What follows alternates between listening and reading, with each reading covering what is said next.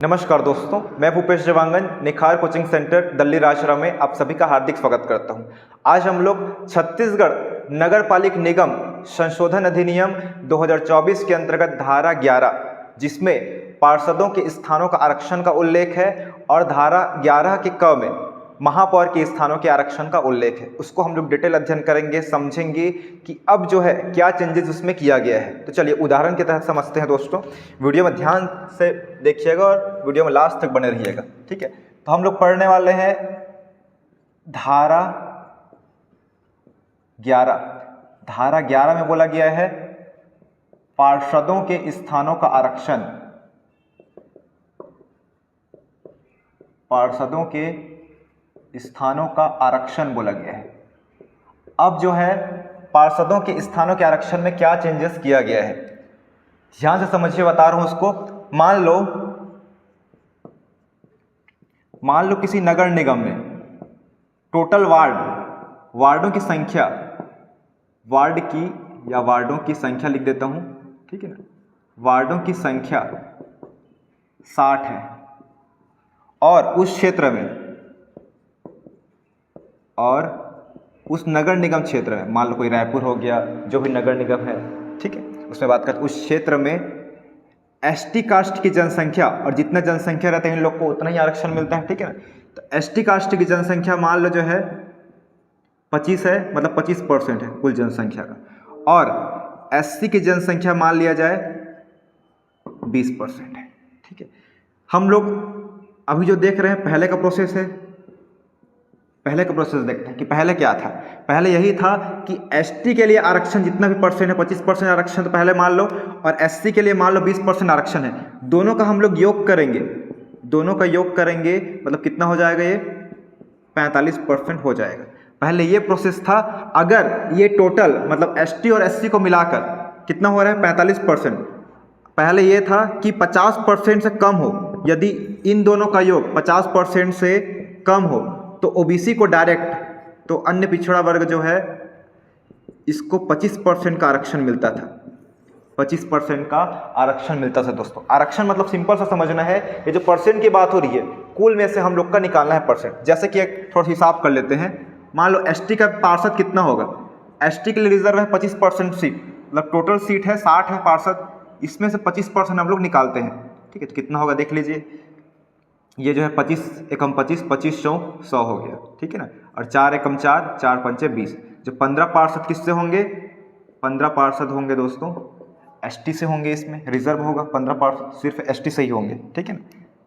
और एससी की बात करें 60 में से कितना 20% है इसका, है ना, 20% मान लो है, तो 20 पंचे 100 और 5 एकम 5 और 5 दूनी 10, तो 12 पार्षद कौन सी कैटेगरी से होंगे, इस 60 टोटल वार्डों की संख्या मतलब 60 है। इसका मतलब यही होता है दोस्तों, जितना वार्ड रहता है, जैसे हम लोग दिल्ली राजपुरा की बात करें, दिल्ली राजपुरा में 27 वार्ड है, तो मतलब उतने ही संख्या में क्या रहेंगे, पार्षद रहेंगे। जैसे कि एक क्षेत्र की हम लोग बात करें, कोई भी क्षेत्र है, मान लो माने हैं 60 वार्ड है, तो उसमें पार्षद की संख्या कितनी होगी, 60 होगी। तो इसमें से उन 60 पार्षद में से 15 पार्षद एसटी के होंगे और एससी से 12 पार्षद होंगे।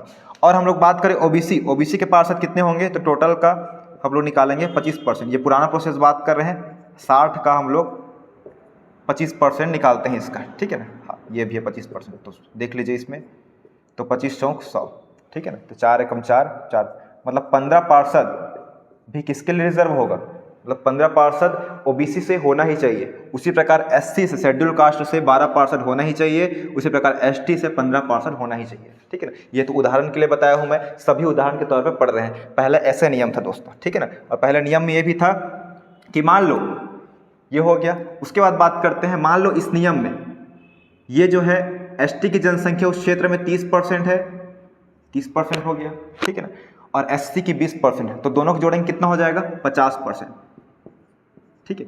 यहाँ पे देखिए कंडीशन, पहले क्या था, अगर एसटी और एससी दोनों की आरक्षण का जो परसेंट है वो 50% से कम हो तब ओबीसी को 25% का आरक्षण मिलता था। लेकिन 50% हो या 50% से ज़्यादा हो, इन दोनों का योग कम हो तब मिलता था ओबीसी को, लेकिन इन दोनों का योग 50% हो या 50% से ज़्यादा हो तब ओबीसी को आरक्षण मिलता है कि इस कंडीशन में, ओबीसी को इस कंडीशन में याद रखना है। इसको 30 किया हूँ, ठीक है, इस कंडीशन में ओबीसी को कोई भी आरक्षण नहीं मिलता, ये याद रखना है दोस्तों। ये पहले का प्रोसेस था, ठीक है। अगर 50% से योग कम है, इन दोनों का योग 50% से कम है तो ओबीसी को डायरेक्ट कितना मिलता था, 25% मिलता था, डायरेक्ट 25%।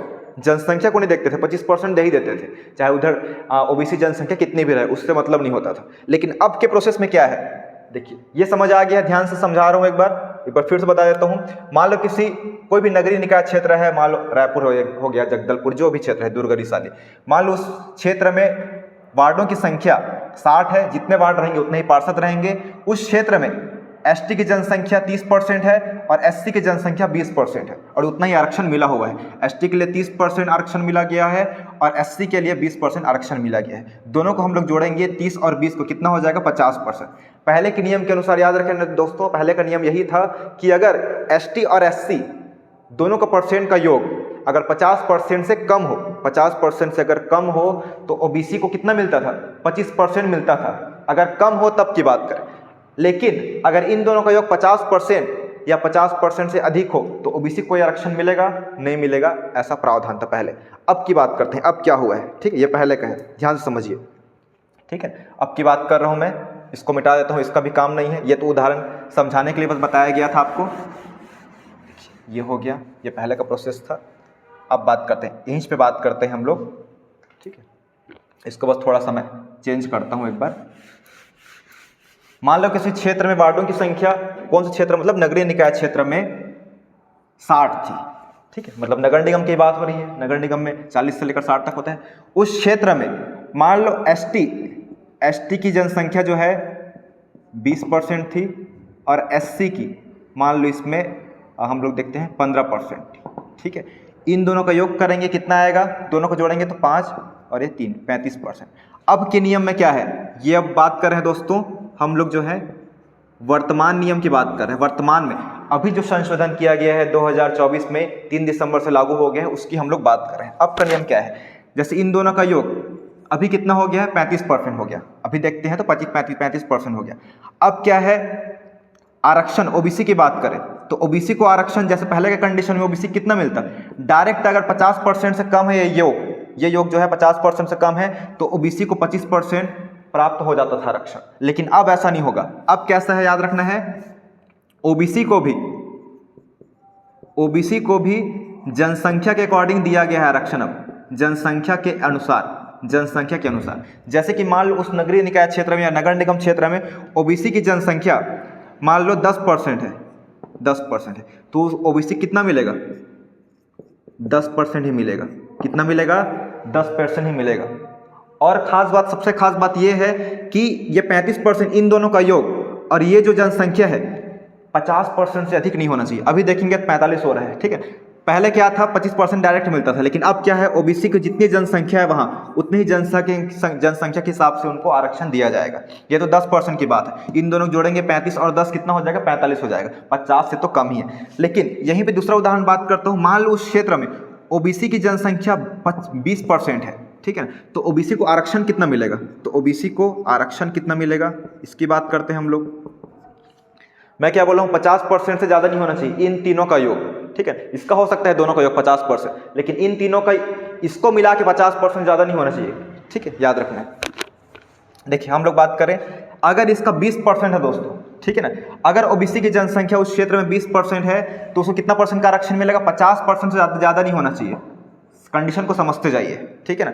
35 और 20 करेंगे हम लोग, 45 और 55 हो गया, तो क्या ओबीसी को 20% पूरा मिलेगा, नहीं होगा। देखिए इन दोनों का योग कितना हो रहा है, 55 हो रहा है, कितना परसेंट देना है, 50% बस आरक्षण देना है तीनों मिला के, तो 5, ठीक है, तो 5 क्या हो जाएगा, एक्स्ट्रा हो रहा है, तो इसको कितना परसेंट आरक्षण मिलेगा, सिर्फ और सिर्फ 15% का आरक्षण मिलेगा। तभी तो 35 और 15 को जोड़ेंगे तो कितना आएगा, 50 आएगा हम लोग का, ठीक है। तो ये कंडीशन है दोस्तों, तो ओबीसी को जनसंख्या के अकॉर्डिंग पे दिया जाएगा, और पूरी जनसंख्या के अकॉर्डिंग अगर ज़्यादा हो रहा है 50 से तो उससे भी घटा लिया जाएगा। मान लो इसका जो है 30% जनसंख्या है, तो क्या 30% आरक्षण मिलेगा, उसको नहीं मिलेगा। इन दोनों को योग करके देखना है हम लोग को, ठीक है। कितना जरूरत है, इसका 35 है, 50 में 35 घटा दो, इसका कितना मिल सकता है, तो 15 ही मिलेगा अगर ज़्यादा है तो। मान लो इसका 8 है तो 8 तो कम है इससे, ठीक है। हम लोग इसमें घटाएंगे 50 में 35 करके कितना आ रहा है 15 आ रहा है, 15 से तो एक कम है, तो कितना मिलेगा इसको 80% मिलेगा। अगर ज़्यादा हो रहा है तब की कंडीशन में है। आशा करता हूँ कि ये वाला आपको समझ आ गया होगा। ठीक है, अब बात करते हैं एक तीसरा कंडीशन। ठीक है, तीसरा कंडीशन की बात करते हैं, इसको मिटा रहा हूँ दोस्तों। ठीक है, कि मान लो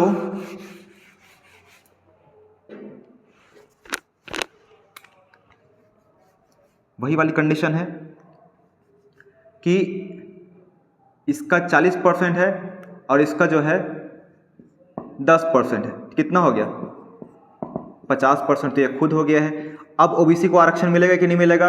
अब ओबीसी को आरक्षण नहीं मिलेगा, इतना याद रखना है। ठीक है ना, अगर इन दोनों का खुद 50%, जैसे पहले वाला कंडीशन थी, इन दोनों का योग खुद 50% हो गया, सिर्फ और सिर्फ हम लोग जो देख रहे हैं इसमें यही बदला है कि ओबीसी को भी, अब ओबीसी को डायरेक्ट 25% आरक्षण नहीं मिलेगा 50% से इन दोनों का योग कम होने से। ठीक है, अब जो है ओबीसी को किसके आधार पर मिलेगा आरक्षण, जो है वो है उसकी जनसंख्या के अनुसार, और पूरा नहीं मिलेगा। अगर जनसंख्या ज़्यादा है तो पूरा आरक्षण नहीं मिलेगा। इन तीनों का योग करने से कितना आना चाहिए 50 आना चाहिए, उतना ही आरक्षण मिलेगा, जैसे कि हम लोग पहले समझ चुके हैं। अगर आप लोग कैलकुलेशन समझ नहीं आया होगा तो वीडियो को फिर से देख लीजिएगा, ये है प्रोसेस दोस्तों। ठीक है, ये तो पार्षद वाला हुआ। ठीक है, ये पार्षद वाला है, और इसमें याद रखना है जितना भी है इसमें कुल का 1/3 किसके लिए रिजर्व रहेगा? महिलाओं के लिए भी रिजर्व रहेगा दोस्तों, याद रखना है महिलाओं के लिए भी रिजर्व रहते हैं 1/3, मतलब 60 में 1/3 मतलब 20% क्या रहेंगे? महिला रहेंगे। ये तो पहले का प्रोसेस है, ये सब याद रखना है। ठीक है, उसके बाद हम लोग देख लेते हैं, इसको मिटा रहा हूं मैं, समझ लीजिए। उसके बाद हम लोग देख रहे हैं अब दोस्तों, एक नगरीय निकाय में बहुत सारा वार्ड होता है, लेकिन एक नगरीय निकाय मतलब एक नगर निगम में बहुत सारे वार्ड होते हैं, लेकिन एक नगर जो निगम है उसमें महापौर तो एक ही होगा। अब बात करते हैं 11 के क की बात करते हैं दोस्तों। 11 के क में क्या है? महापौर के लिए आरक्षण की बात की गई है, महापौर के आरक्षण की बात की गई है। तो हम लोग सभी जानते हैं कि एक नगर निगम में, ठीक है, नगर निगम टोटल छत्तीसगढ़ में कितने नगर निगम है? तो 14 नगर निगम है दोस्तों। इसको भी वैसे बांटा गया है। ठीक है ना, मान लो उस क्षेत्र में एसटी और एससी, मान लो इसका 20% है, इसका 10%, टोटल कितना हो गया? ये टोटल 30% हो गया है। ठीक है, मान लो उस क्षेत्र में ओबीसी, अभी तो ओबीसी का आरक्षण मिलेगा क्योंकि 50, इन दोनों का योग कितना है 50% से कम है। मान लो ओबीसी की जनसंख्या, अब जनसंख्या की बात करेंगे तीनों की, ओबीसी की जनसंख्या मान लो 10% है। ठीक है, तो दोनों को मिलाएंगे तो क्या है? इससे ज़्यादा नहीं होगा। ठीक है, इस पर घटा नहीं देना है कि 20% हो रहा है तो ओबीसी को 20% मिलेगा, ऐसा नहीं है। अगर जनसंख्या 10% है, अगर 10% इसको डिस्टर्ब नहीं कर रहा है, दोनों जोड़ के 50 से ज़्यादा नहीं हो रहा है तो 10 ही % मिलेगा, इससे ज़्यादा नहीं मिलेगा।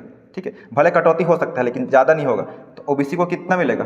10% मिलेगा। इसका मतलब यही है दोस्तों कि जितने भी नगर निगम है छत्तीसगढ़ में, 14 नगर निगम है, इसमें से हम लोग बात करें, इसमें देखिए ये जो है 20/100 करते हैं, 14 हम लोग एसटी का निकाल रहे हैं। ठीक है, एसटी का निकाल रहे हैं, 14 नगर निगम है, इसका 20%, 20 पंचे 100, मान लो मोटा हिसाब करते हैं, ये 5 दूनी 10 हो रहा है। ठीक है ना, ये 5 दूनी कितना हो गया? 10 हो गया, 2% हो गया।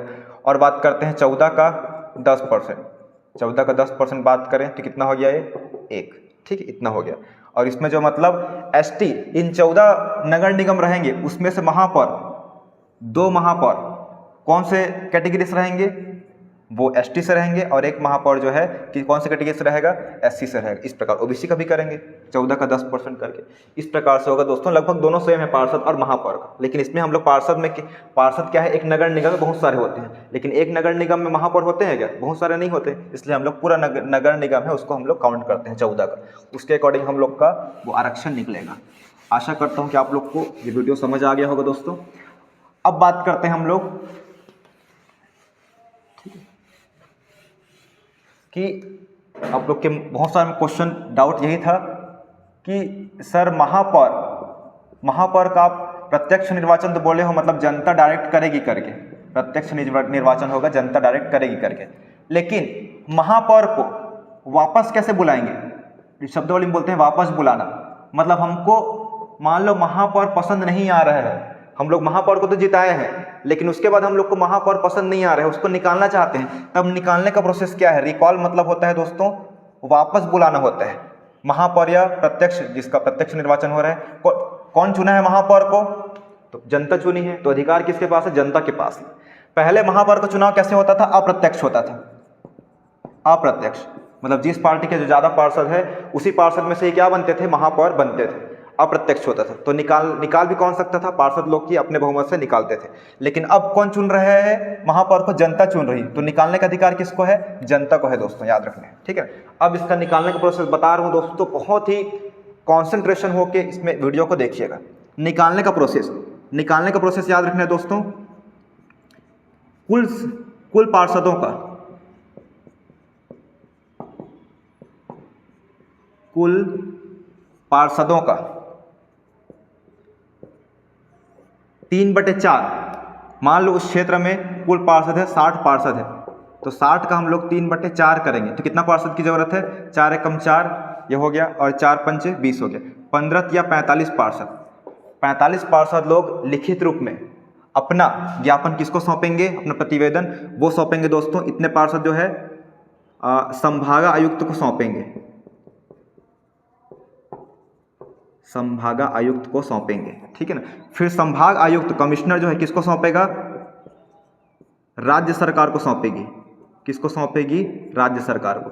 फिर उसके बाद राज्य सरकार के पास पहुंच जाने के बाद, क्योंकि महापौर बहुत बड़ा होता है, ठीक है ना, याद रखना है दोस्तों। और नगर निकाय है, मतलब नगर निगम है, 14 ही नगर निगम है, राज्य सरकार। इसमें बात राज्य सरकार किसको सौंपेगी? ये रिपोर्ट अब चुनाव कराने के लिए राज्य सरकार देखेगी। चलो ठीक, चुनाव तो निर्वाचन कौन कराता है? राज्य निर्वाचन आयोग दोस्तों चुनाव कराता है ये सब। तो राज्य निर्वाचन आयोग के पास पहुंचेगी, तब राज्य निर्वाचन आयोग जो है एक चुनाव की घोषणा करेगा। कैसे चुनाव की घोषणा? इसको निकालने के लिए। किसको? महापौर को निकालने के लिए फिर से चुनाव कराएगी। चूंकि महापौर का चुनाव कैसे हुआ है? जनता जो है डायरेक्ट चुनाव करेगी, ठीक है ना। अब एक बार फिर से चुनाव होगा, ठीक है ना, कि इसको निकालने के लिए अगर जितने भी मतदाता है, ठीक है ना, उनमें से 50% लोग, आधा लोग राजी हो गए निकालने के लिए, वोट दे दिए इनके मतलब निकालने के प्रोसेस में, ठीक है ना, कि ये नहीं बनना चाहिए करके 50% लोग राजी हो गए। कुल मतदाता मतलब याद रखना है उस नगर निगम क्षेत्र की बात कर रहे हैं, पूरे छत्तीसगढ़ की जनसंख्या की बात कर रहे हैं। मान लो पर्टिकुलर क्षेत्र है, मान लो रिसाली की नगर निगम है, उसकी बात कर रहे हैं, ठीक है। तो रिसाली नगर निगम में मान लो जो कुल पार्षद 60 थे, इसमें से 3/4 पार्षद मतलब 45 जो पार्षद लोग हैं उन लोग जो है, अब पार्षद लोग को कौन बताएगा निकालना है करके? तो जनता लोग बताएंगे कि हम लोग को महापौर निकालना है करके। तो पार्षद लोग क्या है अपना मीटिंग करेंगे। उसके बाद 3/4 पार्षद लोग क्या इकट्ठा हो जाएंगे। उसके बाद ये क्या है अपना पत्र लिखकर संभागायुक्त को पेश कर देंगे कि निकालना चाह रहे हैं, जनता यहाँ संतुष्ट नहीं है करके। फिर संभागा आयुक्त जो है किसको सौंपेगी? ये रिपोर्ट जो है राज्य सरकार को। फिर राज्य सरकार जो है निर्वाचन आयोग को बोलेगी कि आप क्या है वहाँ फिर से एक बार निर्वाचन कराइए करके। एक बार जनता लोग असंतुष्ट है, बोल रहे हैं ऐसा आया है करके, ठीक है, हमारे पास शिकायत आया है करके। अब जो है निर्वाचन आयोग कि सही में शिकायत सही है कि नहीं है करके चुनाव कराएगी, इससे महापौर से संतुष्ट है कि नहीं है करके। अगर कुल मतदाता मतलब यहाँ रिसाली नगर निगम क्षेत्र में मान लो जितने भी मतदाता होंगे जो मत देने वाले हैं, इसको चुनाव में महापौर के मत देने वाले हैं, उनसे चुनाव कराया जाएगा फिर से एक बार। उसमें से अगर 50% भी मतदाता जो है रेडी हो गए निकालने के प्रोसेस में, तो ये पद क्या है खाली हो जाएगा, मतलब महापौर अपने पद से निकल जाएंगे। अगर 50% से कम लोग मतलब परमिशन देते हैं कि इसको निकालने के लिए अपना मत डालते हैं, ठीक है, इनको निकालने वाले प्रोसेस में, तो महापौर नहीं निकलेंगे, महापौर अपने पद पर बने ही रहेंगे। ठीक है दोस्तों, ये कंडीशन है। आशा करता हूँ कि आपको याद हो गया। तो 3/4 आपको याद रखना है, बहुत ज़्यादा इंपॉर्टेंट है, ठीक है ना। अब हम लोग बात करते हैं जो सबसे इंपॉर्टेंट है कि महापौर को कब निकाल सकते हैं, महापौर को कब निकाला जा सकता है, ठीक है। जैसे महापौर का जो गिनती है या किसी भी पार्षद का गिनती होता है कब होता है? प्रथम सम्मेलन से। जब चुनाव हुआ है और जब रिजल्ट आ गया है तो 15 दिन के भीतर क्या होता है? सम्मेलन बुलाया जाता है, प्रथम बैठक। तो प्रथम बैठक या प्रथम सम्मेलन की तिथि से गिना जाता है 5 साल तक, ठीक है। तो 5 साल तक रहते हैं, याद रखना है। महापौर को ये निकालने का प्रोसेस कब कर सकते हैं? मान लो महापौर जीत के आ गया, आज ही जीत के आ गया है और जनता लोग 5 दिन बाद बोल रहे हैं कि अब महापौर को हम लोग हटाना है, पसंद नहीं आ रहा करके, तो ऐसा नहीं हो सकता। महापौर को कब हटाया जा सकता है दोस्तों?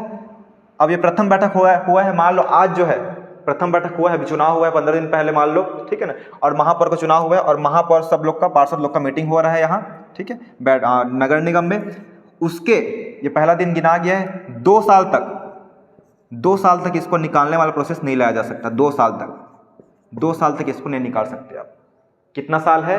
2 साल है। बहुत इंपॉर्टेंट है कि 2 साल तक आप लोग क्या है महापौर को निकालने के बारे में सोच ही नहीं सकते, नहीं निकल सकता 2 साल तक, याद रखना है, ठीक है ना। मतलब आपके द्वारा इस प्रकार से, ठीक है। बाकी अगर कुछ अलग कृत्य कर रहे हैं तो फिर निकल सकता है, लेकिन इस मेथड द्वारा ये जो है 2 साल तक नहीं निकल पाएगा, ठीक है।